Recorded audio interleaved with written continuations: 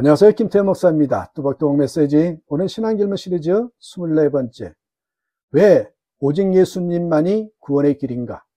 왜 오직 예수님만이 구원의 길인가? 요한복음 14장 6절의 말씀 가지고 함께 뚜벅뚜벅 걸어가겠습니다. 오늘 본문에 이렇게 말씀하십니다. 예수께서 이르시되 내가 곧 길이요 진리요 생명이니 나로 말미암지 않고는 아버지께로 올 자가 없느니라. 여러분, 구원의 길은 여러 개일 수 있을까요?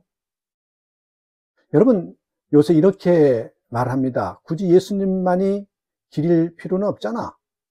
선하게 살면 되지. 종교는 다 결국 같은 길이야. 하나님이 사랑이시라면 왜 다른 종교 사람들은 구원을 못 받게 하셔? 이런 질문 앞에서 많은 그리스도인들이 입을 다물고 혹은 확신 없이 모호한 대답을 하지요. 그러나 오늘 우리는 분명하게 성경 위에 서서 대답해야 합니다. 왜 오직 예수님만이 구원의 길인가? 그 이유는 단지 예수님이 우리의 종교의 상징이기 때문이 아닙니다. 본질 자체가 다르기 때문입니다. 자, 오늘 오직 예수님만이 구원의 길이신 네 가지 이유가 있습니다. 첫째, 예수님만이 죄의 문제를 해결하셨기 때문입니다. 예수님만이 죄의 문제를 해결하셨기 때문입니다. 모든 인간은 죄인입니다. 종교는 도덕과 수행을 통해 선해지라 말하지만 성경은 말하죠. 로마서 3장 23절에 모든 사람의 죄를 범하였음에 하나님의 영광에 이르지 못하더니, 죄는 단지 나쁜 행동이 아니라 하나님과의 관계 단절입니다. 이 죄의 문제는 인간 스스로 해결할 수 없죠. 그런데 예수님은 죄 없으신 하나님이 사람 되어서 이 땅에 오셨고 십자가에서 우리 죄값을 대신 지불하셨습니다. 히브리서 9장 26절에 오직 자기를 단번에 제물로 드려 죄를 없이 하시려고 나타나셨느니라. 여러분, 누군가가 내 빚을 갚아줘야 나는 자유로워질 수가 있습니다. 내가 아무리 잘 살아도 빚은 사라지지 않습니다. 예수님은 죄값이라는 빚을 자기 몫으로 갚으신 유일한 분, 그게 우리가 믿는 구세주 예수님이십니다. 그러므로 아무리 착한 삶, 종교적인 열심, 도덕적인 수준이 높아도 죄가 해결되지 않으면 구원은 없습니다. 예수님만이 구원의 길이신 첫 번째 이유는 오직 그분만이 우리의 죄를 해결하셨기 때문입니다. 두 번째로, 예수님만이 하나님과 인간 사이를 연결하는 중보자이시기 때문입니다. 모든 종교는요, 인간이 신에게 다가가는 구조입니다. 그러나 기독교는요, 하나님이 인간에게 내려오신 복음이지요. 디모데전서 2장 5절에 하나님은 한 분이시요 또 하나님과 사람 사이에 중보도 한 분이시니 곧 사람이신 그리스도 예수라.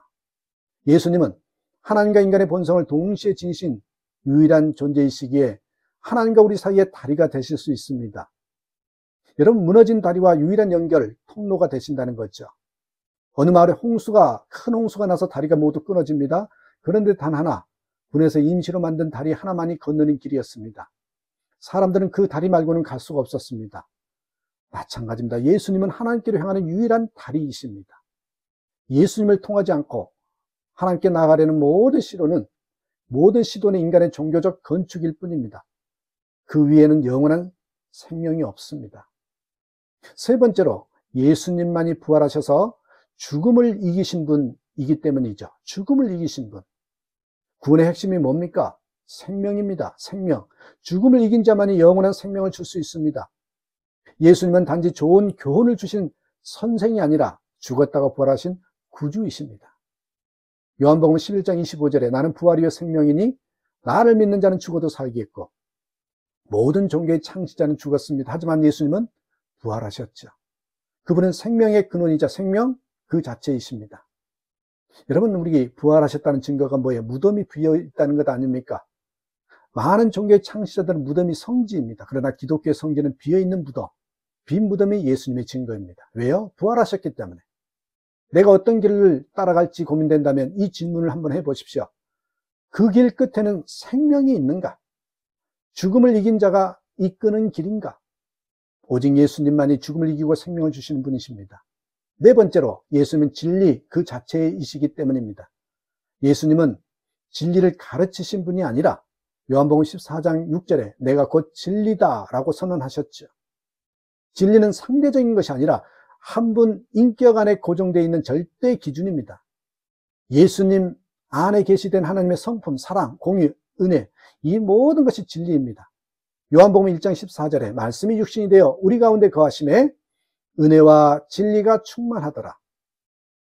여러분, 우리는 흔히 진리를 나침반처럼 여기지만 예수님은 단순한 방향이 아니라 방향 그 자체이십니다. 예수님은 길을 알려주신 분이 아니라 길 그 자체이신 분이라는 거죠. 자, 여러분, 다른 종교와 철학은 여기를 따라오라 라고 말하지만 예수님은 나를 따라오라고 말씀하십니다. 그 차이는 바로 진리의 본질이 사람이신 예수님께 있기 때문입니다. 결론입니다.